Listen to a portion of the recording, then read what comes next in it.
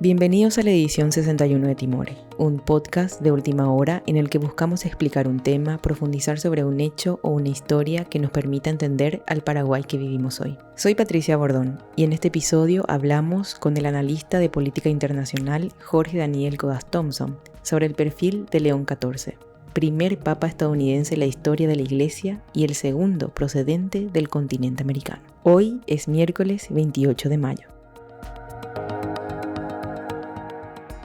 Buenas, doctor. Gracias por participar nuevamente de este podcast. Buen día, Patricia. Gracias por la invitación y saludos a la audiencia. El sucesor del Papa Francisco es un cardenal estadounidense nacionalizado también con nacionalidad peruana. No sonaba entre los favoritos, pero tuvo muchos votos y fue electo después de 4 votaciones. ¿Qué se sabe de él? ¿Qué experiencias tuvo dentro de la Iglesia antes de ser Papa? Correcto. Él es un papa que tiene un doble perfil. Hay varios temas que considero muy relevantes respecto al actual Papa León XIV. En primer lugar, él tiene una formación académica muy profunda. Él es licenciado en matemáticas por la Universidad de Villanova, que es una universidad agustina, que es el movimiento religioso al cual la congregación a la cual él pertenece. Y tiene un máster en divinidad de la Unión Teológica de Chicago y tiene una licenciatura y un doctorado en Derecho Canónico de la Universidad Santo Tomás de Aquino de Roma. Estamos hablando de alguien que se formó, está considerado una persona de alto nivel intelectual. Al margen de eso, él ha tenido desde el inicio, a él lo ordenan sacerdote en el año 82. Y desde el inicio él tiene una orientación muy pastoral a su actividad, sobre todo cuando en 1985 lo envían a Perú, que es donde él tiene una actuación muy destacada, muy recordado, donde él logra entender la realidad de un país en vías de desarrollo con unos niveles de pobreza que no es la pobreza que él habrá visto en Chicago, su ciudad natal, donde también hay pobreza, pero estamos hablando de otros parámetros de pobreza. Muy posiblemente lo que él vio en Chiclayo y las otras poblaciones donde estuvo fue una pobreza cercana a la miseria, y eso es más difícil de ver en los Estados Unidos. Entonces tiene ese doble perfil, es una persona que inclusive cuando se estaba formando en su máster y su doctorado, él también impartía clases, y uno va viendo cómo él lleva ambos temas, digamos, simultáneamente. Es muy interesante. Quisiera hablar de él y quisiera hablar también del Papa Francisco, porque las huellas del Papa Francisco están muy presentes en el Papa León XIV.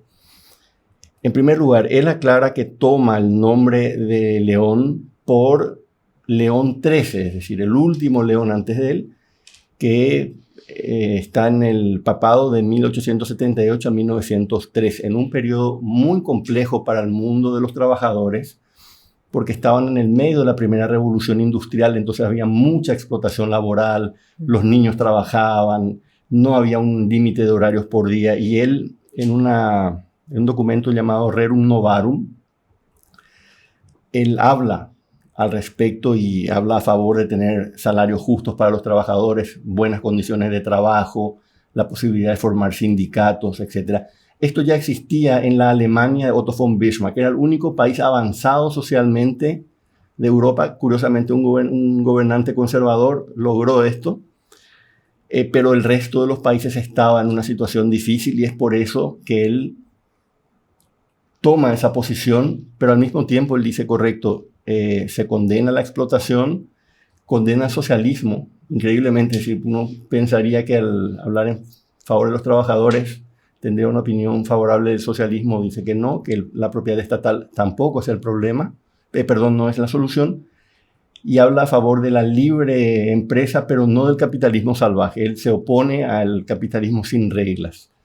Si nosotros traspolamos todo eso al mundo de hoy, muchas de esas situaciones todavía ocurren. Sí. Hay explotación en el mundo, eso no es ningún secreto. Obviamente los, 25 o 30 países más avanzados del mundo ya no están en esa situación, pero la gran parte de las naciones sí, incluido en nuestro país. No habrá la explotación que había de hacerle trabajar a la gente 18 horas por día, sin descanso los sábados y los domingos, pero no se cumplen las leyes laborales, no se inscribe a la gente en la seguridad social, etc. el nuevo Papa habla de un paralelismo que tiene que ver también con otra revolución, no ya industrial propiamente, sino de la inteligencia artificial. Y él dice que la revolución desafiante de hoy en día es la inteligencia artificial, porque está cambiando todo muy rápido. Entonces, la capacidad de los seres humanos, de las sociedades y los gobernantes para adaptarse a lo que la inteligencia artificial está representando muy rápido es un desafío, y evidentemente en el discurso que él hace, él se pone ya en el centro de ese liderazgo, diciendo, bueno, este es el papado que me va a tocar. Finalmente, todo liderazgo es contextual.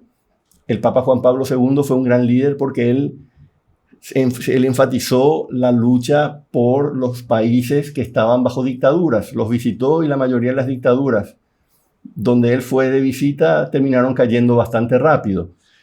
El Papa Benedicto XVI tuvo más problemas porque era un papa de un nivel académico muy alto. No tenía la misma orientación pastoral que en ese momento yo personalmente considero que hacía falta.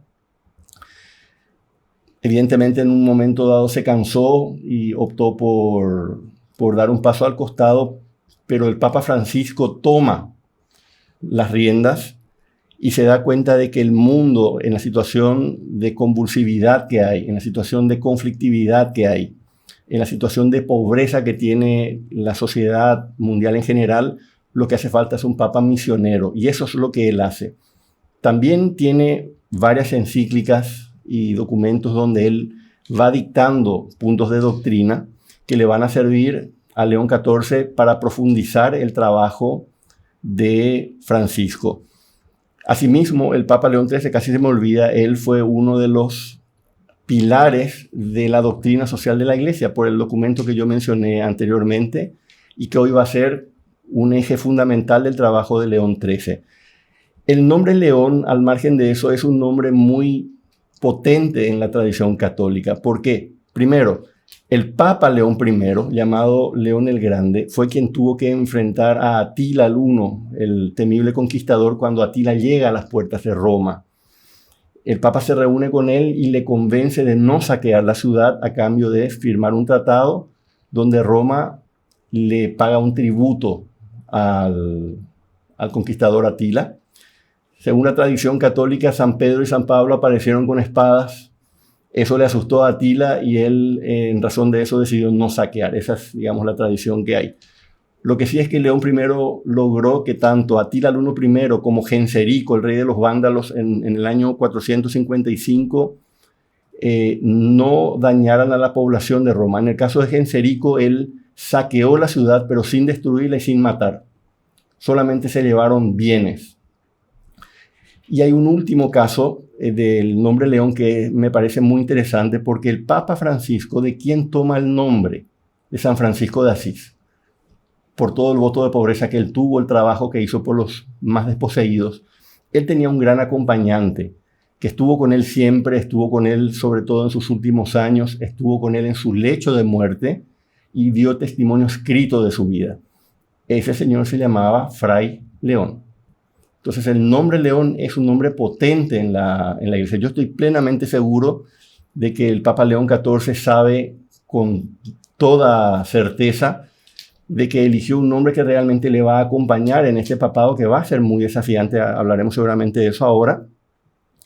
Lo otro que me impresiona mucho es la mente estratégica del Papa Francisco. ¿Por qué? El Papa Francisco, más allá de toda esa orientación por los pobres, por los migrantes y por el cambio climático que él acometió, por la solicitud que hizo que el mundo financiero internacional cambiara la arquitectura financiera del mundo, sobre todo el Banco Mundial y el Fondo Monetario Internacional, él nombró 108 de los 133 cardenales que estuvieron en el cónclave. Sí. De ellos, cardenales de 25 países que nunca habían tenido un cardenal, incluyendo Paraguay. Se dice, no se sabe a ciencia cierta porque todo se hace en secreto, que el Papa León XIV fue electo por más de 100 cardenales. Más aún, en el año 2023, en enero del 2023, el Papa Francisco hace venir al actual Papa León XIV a Roma y le pide que se haga cargo del dicasterio para los obispos, que es la entidad dentro del Vaticano que se encarga tanto de la creación de nuevas iglesias como de la selección de nuevos obispos. O sea, él ya estaba apuntando muy lejos en lo que quería hacer respecto a la formación y composición del cuerpo de obispos a nivel mundial. Y el 30 de septiembre del 2023, hace poco más de un año y medio, recién nombra cardenal a Robert Prevost. Es decir, Robert Prevost llevó 1 año y 6-7 meses de cardenal y ya es ungido papa. Yo veo la mano de Francisco literalmente por todas partes. Evidentemente fue un estratega, supo actuar con prudencia sin darse a conocer en cuanto a sus intenciones, pero las dejó plasmadas. Él ya se fue físicamente, pero su obra queda. Ahora va a depender, vamos a hablar seguramente de eso, los temas principales que le van a tocar a León XIV. Va a tener una ventaja. En la mayoría de esos temas, el Papa Francisco o ya tuvo un éxito claro, o al menos abrió las puertas para que el siguiente Papa pudiera proseguir el trabajo. Siguiendo un poco con el perfil del nuevo Papa, ¿cuáles fueron las contribuciones más destacadas en su carrera eclesiástica? Del nuevo Papa. Del nuevo Papa. El nuevo Papa tuvo una carrera dilatada en el Perú, en varias poblaciones del Perú, y conoció la pobreza muy de cerca. Hay fotos de él que aparecieron en las últimas horas, con él comiendo entre los pobres de esas poblaciones. Es decir, él realmente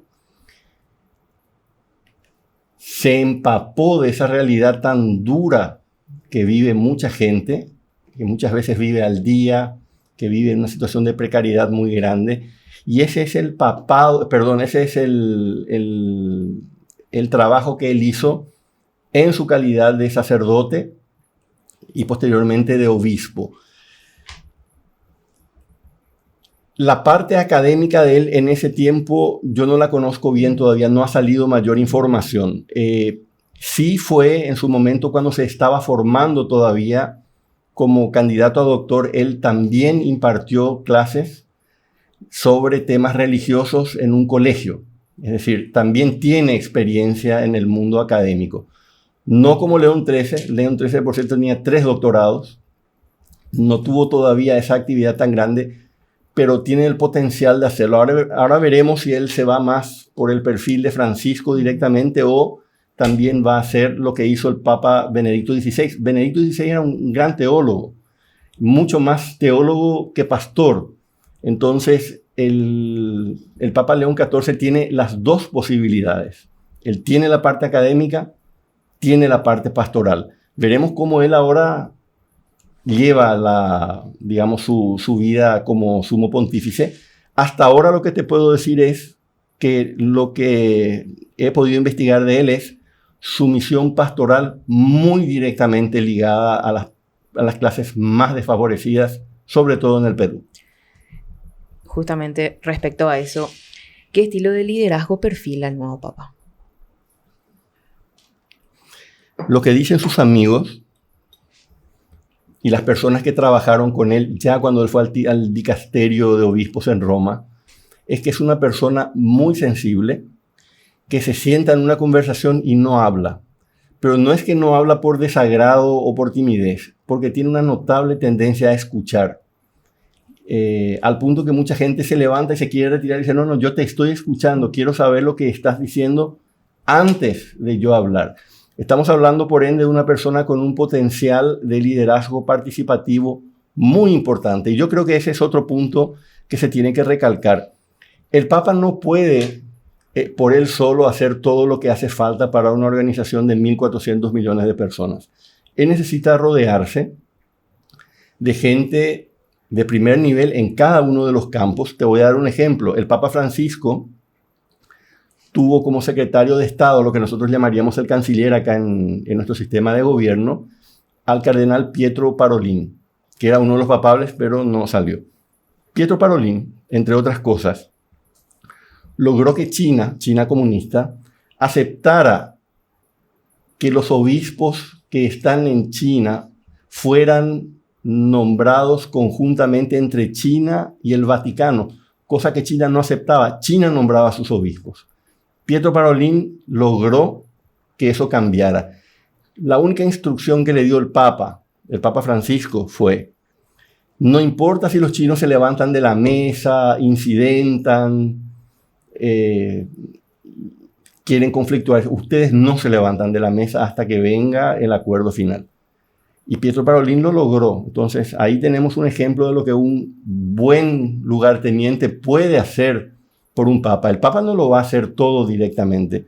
En el programa Políticamente Incorrecto me preguntaba Luis Vareiro si yo consideraba que el papa tenía el potencial incluso de mediar ante las guerras que hay. Yo le dije, sí, es una figura. El Vaticano ha mediado ya entre guerras. El caso más notable fue la casi guerra entre Argentina y Chile en 1978, que realmente no fueron a la guerra porque hubo una tormenta y los comandos argentinos no pudieron bajar a tierra. Inmediatamente que eso ocurrió, intervino el Vaticano y el Papa Juan Pablo II envió al cardenal Antonio Zamoré, el secretario de Estado, que fue el que logró que las partes primero se calmaran, marcaran distancia y finalmente llegaran a un acuerdo pacífico sin tener que disparar un tiro. Ahí hay otro ejemplo de lo que uno puede lograr a través de su cardenal secretario de Estado. Entonces va a ser muy importante que él se reúna de personas muy capaces, Patricia, porque él no lo puede hacer todo. Él tiene, entre otras cosas, que seguir, para darnos una idea del trabajo que tiene, el trabajo de reforma de la curia. La curia es la administración del Vaticano, que es una burocracia muy compleja. Recordemos que lleva 2000 años. No hay transparencia en las finanzas del Vaticano. De hecho, una de las preocupaciones que hay es cuál es el verdadero estado financiero del Vaticano.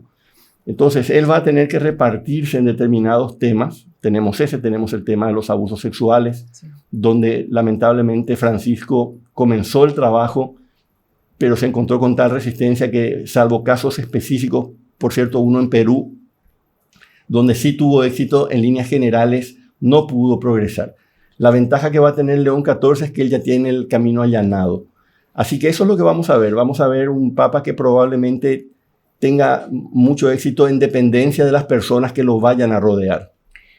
En el primer discurso del Papa, tras su elección, llamó a la paz.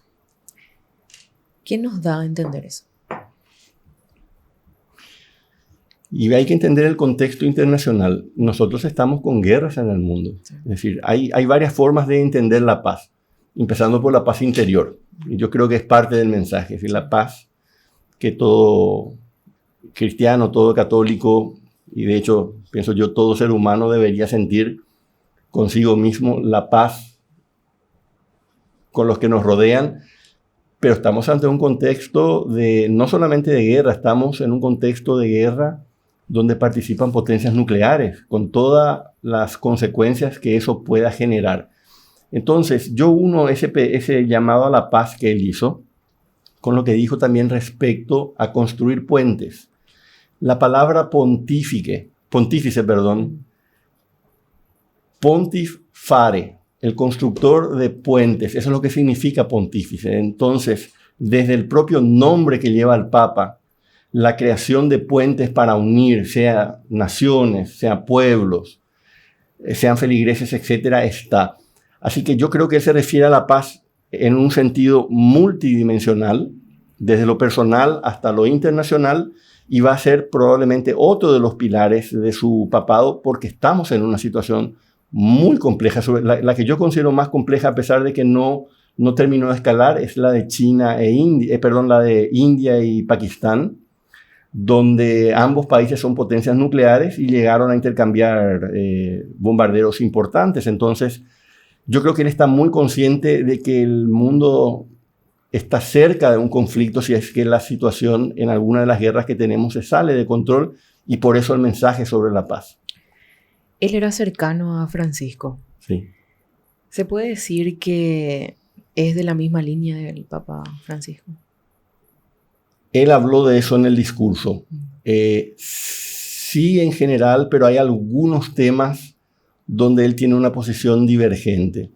Sobre todo, por ejemplo, cuando a Francisco le preguntan sobre las uniones homosexuales y los homosexuales en general, él finalmente dice, bueno, son seres humanos y ¿quién soy yo para juzgar? Esa es la respuesta que dio Francisco. La respuesta que dio el Papa León XIII la dio hasta donde yo he podido leer 2 veces.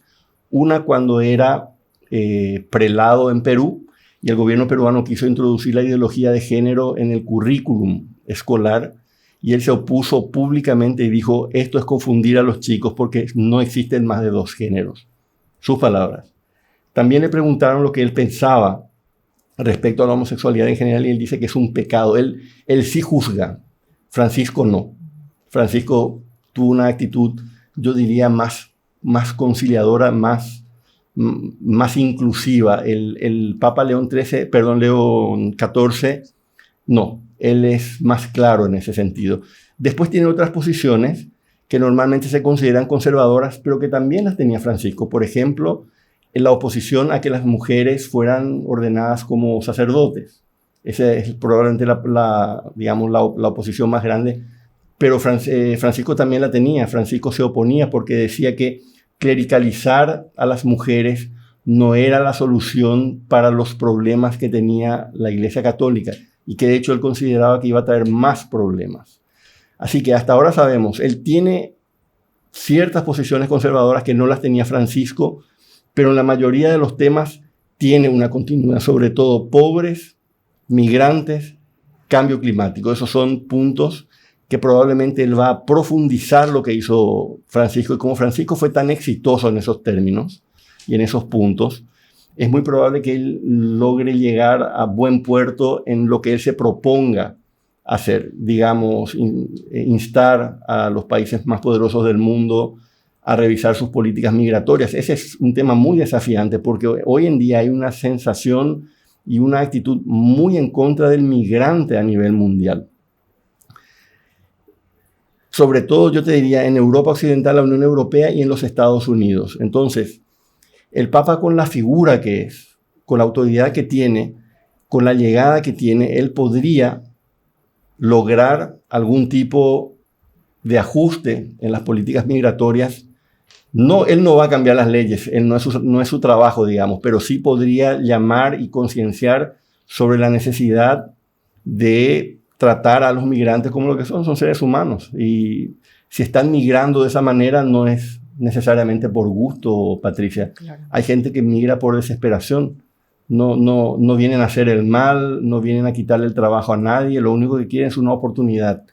Yo creo que él muy posiblemente va a tomar esa actitud y va a usar lo que se llama el poder blando. El poder duro es el poder de la fuerza armada, de la diplomacia coercitiva, de la amenaza. El poder blando es el poder de la atracción, la seducción, y eso tiene el papado. Eso tiene, sobre todo, un papa tan carismático y conocido por ser tan noble como es él.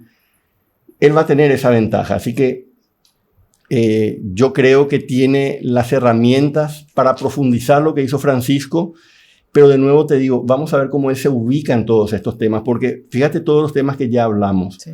Él es un ser humano, es decir, él se va a tener que sentar en el trono de San Pedro y decir, bueno, yo tengo, digamos, él es muy joven, por cierto, ese es otro punto interesante, tiene 69 años, digamos, puede tener fácilmente 15 años de papado, pero bueno, con algo hay que empezar. Yo no puedo empezar tocando 10 puntos a la vez siendo tan complejos. Vamos a ver cómo él prioriza.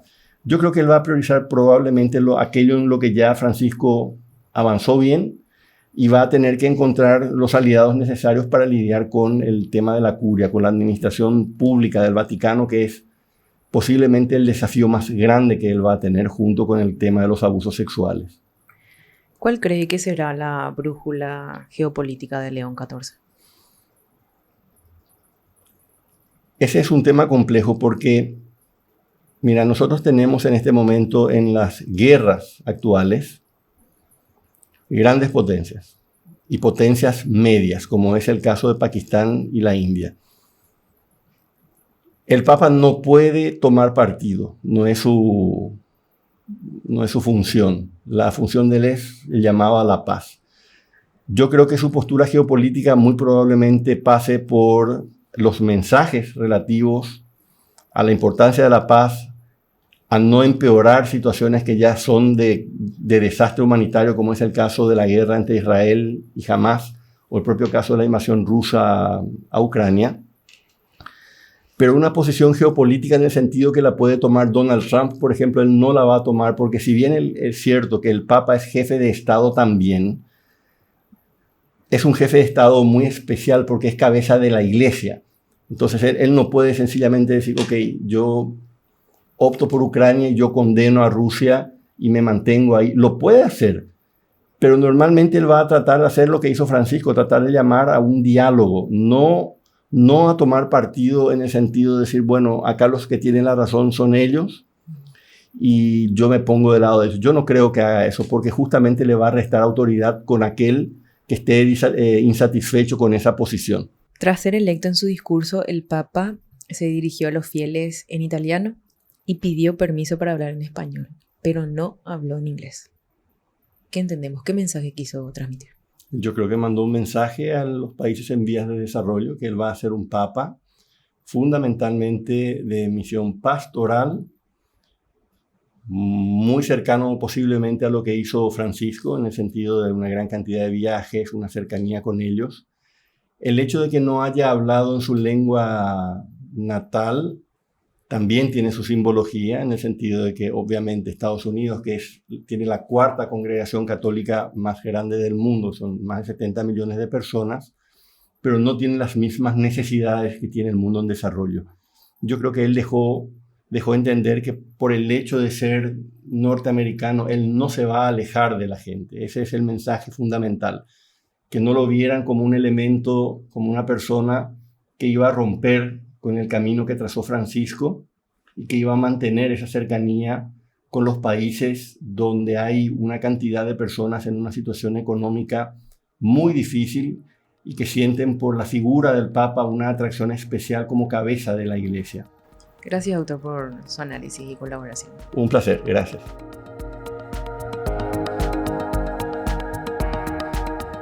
Este episodio fue producido y conducido por Patricia Bordón. Como invitado estuvo el analista de política internacional Jorge Daniel Codas Thompson. La edición de sonido corresponde a Renata Carballo. En la coordinación editorial estuvieron Hilda Rodríguez y Fernando Boxia. Nos pueden encontrar en todas las redes sociales de Última Hora, en nuestro sitio web www.ultimahora.com, así como en Spotify o en su plataforma de podcast de preferencia. Gracias por escucharnos y hasta el próximo episodio.